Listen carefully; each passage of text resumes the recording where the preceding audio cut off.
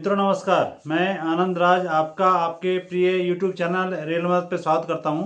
मित्रों, आज हम लोग बात करने वाले हैं आईओडी, जिसे WRIL भी कहा जाता है, अर्थात work related illness and injury, जिसे आईओडी का नया नाम दिया गया है। आज हम लोग इस पे चर्चा करने वाले हैं। मित्रों, कई बार कर्मचारी काम करते समय इंजर्ड हो जाते हैं। ऐसे में रेलवे प्रावधान देती है कि अगर कोई भी कर्मचारी ड्यूटी के दौरान या ड्यूटी जाते या आते समय इंजर्ड हो जाता है, उसे चोट लग जाती है, ऐसे में उन्हें आईओडी दिया जाता है। मित्रों, यहाँ पे कई बार होता है कि हम लोग उनके प्रावधानों को नहीं समझ पाते हैं। आज हम लोग उन सारे प्रावधानों को समझेंगे और हम ये भी देखेंगे कि वो कौन सा फॉर्म है जिसे भरने पे ही हमें आईओडी मिल सकता है। दिनांक 15/7/2026 को एक लेटर निकाला गया और इसमें स्पष्ट किया गया कि किसी भी कर्मचारी को आईओडी लेने के लिए कौन सा फॉर्म भरना पड़ेगा। इस वीडियो में हम लोग उस फॉर्म को कैसे भरना है, वो फॉर्म कहाँ से प्राप्त करना है, फॉर्म पे किसके सिग्नेचर होंगे और किन किन अधिकारियों को ये फॉर्म भेजा जाएगा, ये सब पे डिस्कस करने वाले हैं। मित्रों, ये जो पत्र है ये अपने टेलीग्राम अकाउंट पे अवेलेबल है। ये टेलीग्राम अकाउंट का लिंक नीचे डिस्क्रिप्शन में दिया हुआ है, आप वहां जाकर के इस पत्र को डाउनलोड कर सकते हैं। आप सभी मित्रों से यह भी अनुरोध है कि इस चैनल को सब्सक्राइब कर लें ताकि इसी तरह से महत्वपूर्ण जानकारी आपको समय समय पर उपलब्ध हो सके। वीडियो को लाइक और शेयर करना भी ना भूलें। में ये बताया गया है कि जो भी कर्मचारी अगर ऑन ड्यूटी इंजर्ड होते हैं तो वैसे में उन्हें जो फॉर्म भर कर दिया जाता है वो फॉर्म G203A भी दिया जाता है। लेकिन इसी पत्र में बताया गया है कि इस फॉर्म के आधार पे सिर्फ उन कर्मचारियों का मेडिकल ट्रीटमेंट किया जा सकता है, उन्हें आईओडी नहीं दिया जा सकता।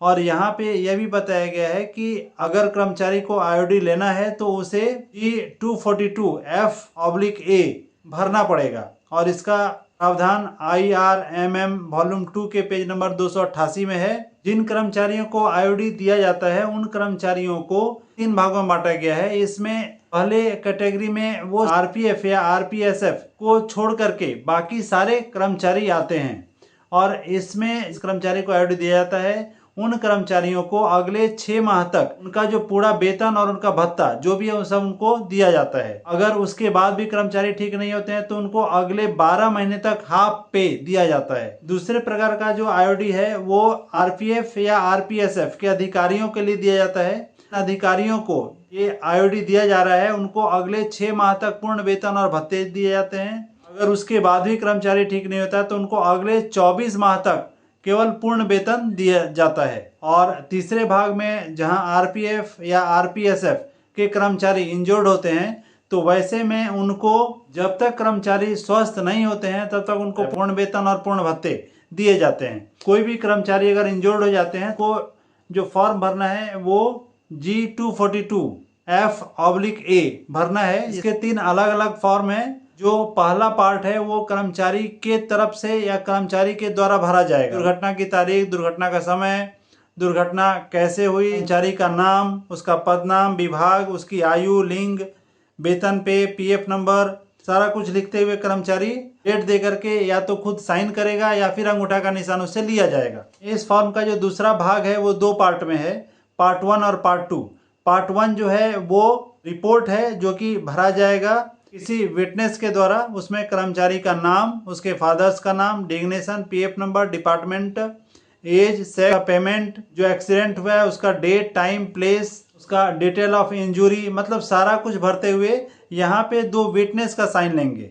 ये बहुत ही महत्वपूर्ण दस्तावेज है। यहाँ पे दोनों विटनेस साइन करेंगे और इसका जो पार्ट 2 है वो ऑफिशियल काम के लिए, मतलब हॉस्पिटल के लिए छोड़ दिया जाएगा। उसमें हॉस्पिटल के डॉक्टर, डीएमओ के द्वारा वो भरा जाएगा। इस फॉर्म का जो तीसरा भाग है वो सुपरवाइजर्स के द्वारा भरा जाएगा। इसमें पूरा डिटेल भरते हुए कर्मचारी का नाम, उसका दुर्घटना का समय, दिनांक, दुर्घटना की रिपोर्ट किसके द्वारा की गई, कब की गई, कर्मचारी दुर्घटना में विकलांग हुआ अथवा नहीं, ये पूरा डिटेल भरते हुए जो सुपरवाइजर्स हैं, एक तरफ उन सुपरवाइजर्स का सिग्नेचर होगा। सुपरवाइजर जो स्टेशन मास्टर हो सकते हैं, एसएससी हो सकते हैं, जो भी उनको सुपरवाइजर है, इमीडिएट सुपरवाइजर, वो अपना सिग्नेचर करेंगे। फॉर्म के राइट साइड में जो ऑफिसर हैं, कम से कम असिस्टेंट ग्रेड के ऑफिसर हैं, वो अपना साइन करेंगे।